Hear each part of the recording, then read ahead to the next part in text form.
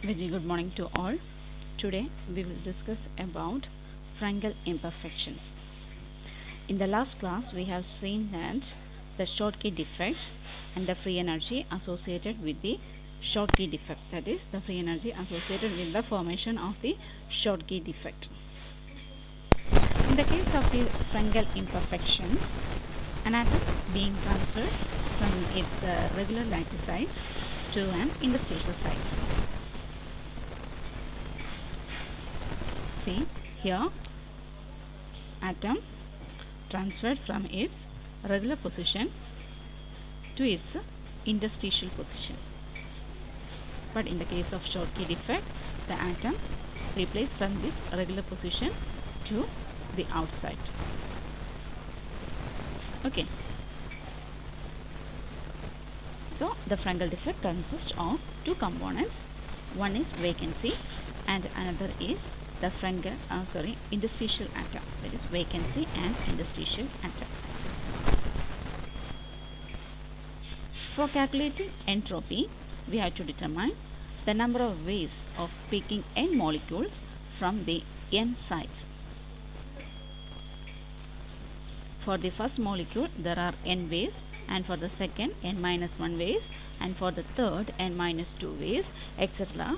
For nth molecule, there are n minus n plus 1 ways. So the total number of ways is n into n minus 1 into n minus 2, etc. to n minus n plus 1. When we divide this expression by n factorial, we will get the probability, because the order of taking the molecule, it does not matter. So we divide this above expression by n factorial. So the total number of ways is equal to n into n minus 1, n minus 2, etc. to n minus n plus 1 divided by n factorial. That is simplified as n factorial divided by n minus n factorial into n factorial. The process of an interstitial occupation is accompanied by the creation of a vacancy. If Ni be the number of interstitial positions in the crystal, the different ways W in which n Frankel defect can be produced is given by the relation W equal to n factorial divided by n minus n factorial into ni factorial divided by n minus n factorial into n factorial.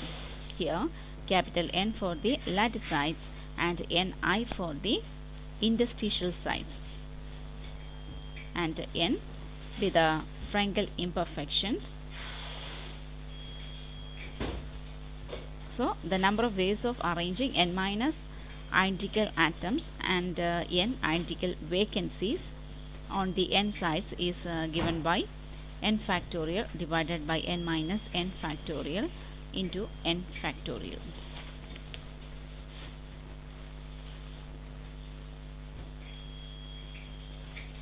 Now we have to find out the Helmholtz free energy in this F is equal to k log W or k ln W. So the free energy NEI minus kBT ln of this term, that is n factorial divided by n minus n factorial into ni factorial divided by ni minus n factorial into n factorial. Sorry, here it is ni.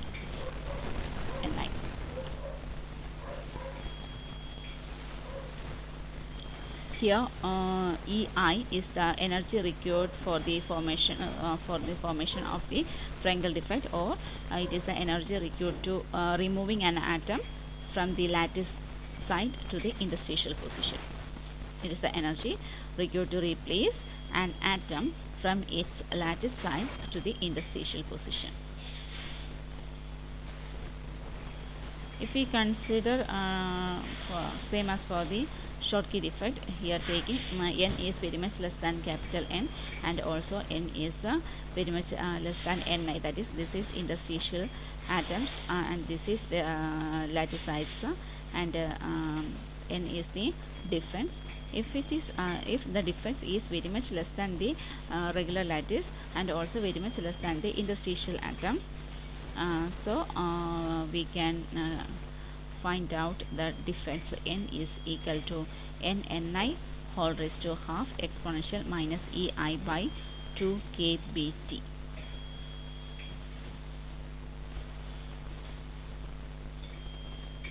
So we can also write n divided by nni all raised to half equal to gamma exponential minus ei, I is enough, ei divided by 2 kt. Here the gamma, this term, here the gamma is related to the thermal entropy that changes through the changes in the vibrational frequency of those atoms neighboring both the interstitial and vacancies. That is the term related to the thermal entropy.